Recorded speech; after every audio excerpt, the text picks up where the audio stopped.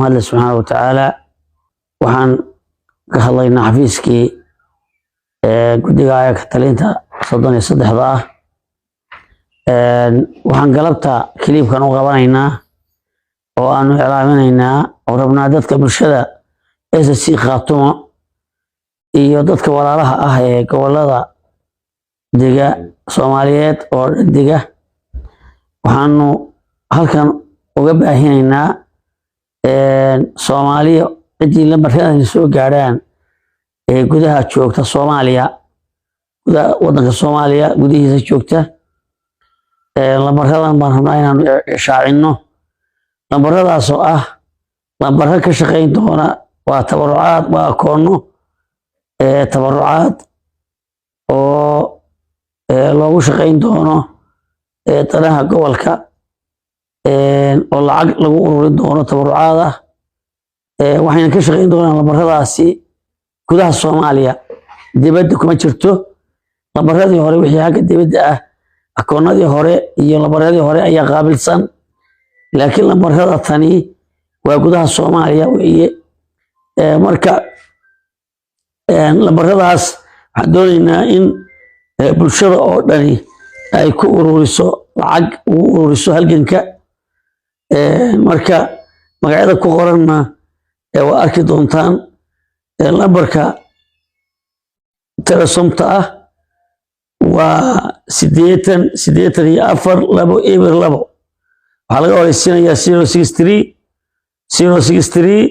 8084 lambarkaas weeye. waxaana ku qoran tabarucaadka guud ee Laascaanood. marka lambarradan waxaan doonaynaa qof kasta inuu wax ku diri karo ee awoodo uu ku diro dadka gudaha jooga. lambarka kale waa golis, waxa weeye 34 waa akoon isagu 34 93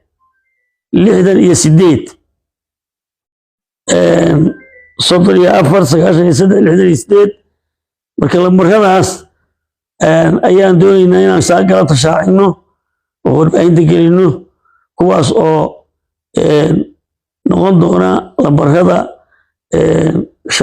ka shaqayn doona gudaha lagu soo shubi doono wixii lacag ee gudaha laga dirayo. waa deersada naloo galay waa ogtihiin, magaaladeedii waa la dumiyey, caasimadii gobolka Sool ee Laascaanood.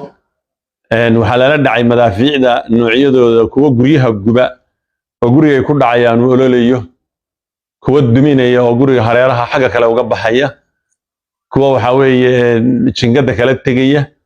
waana lagu garaacay. marka dhakhtarkii nalooma dhaafin oo dhakhtarkii weynaa magaalada qayb dhan baa la shaqo tiray oo kambayuutaradiisa iyo wixiisiba la isku dumiyey.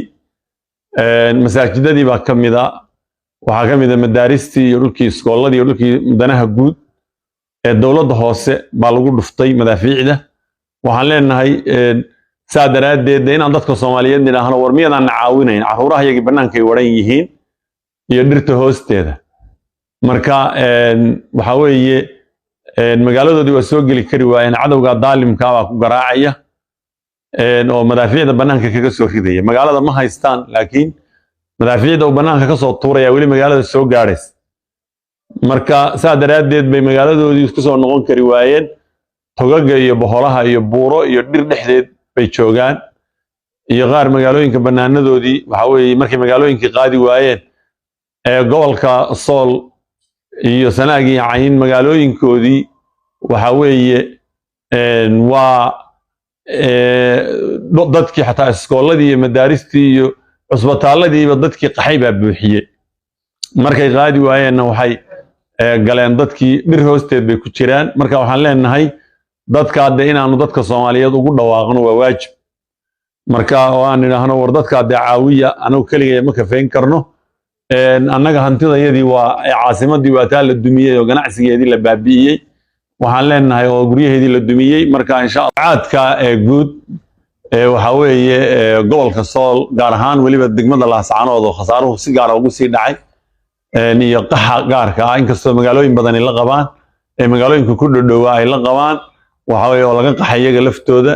laakiin duminta iyo garaacista iyo barakicintu asalkeedu Laascaanood iyo dhimashada ay maatadii shacabkii ku dhinteen waa laascaanood asalkeedu iyada u badan marka insha Allah waa tabarucaadka guud ee waxa weeye gobolka Sool marka akoomada halkan ku soo gudbinayno waa akoomada tabarucaadka gobolka Sool ee Soomaaliya ogtahay miisaanka iyo aafada ka dhacinta uu leeyahay Soomaaliya dhaqankeeda iyo sharafkeeda ayaa ahayn iscaawiso oo isu diirnaxdo wax maanta bilaabmay ma ahayn marka akoomadaas waxay qaabilsan yihiin tabarucaadka guud ee gobolka Sool waxaanu insha Allah ku rajaynaynaa Soomaali sida aan ugu soo gudbinay si miisaan leh oo aanu ka filano wax qabad leh insha Allah degdeg inay ka jawaabi doonaan qof walba halka uu ku soo gaarana insha Allah war kaga fili doono waa cid kasta oo jecel jiritaanka Soomaaliyeed iyo bulshada Soomaaliyeed iyo markii dib u gaadho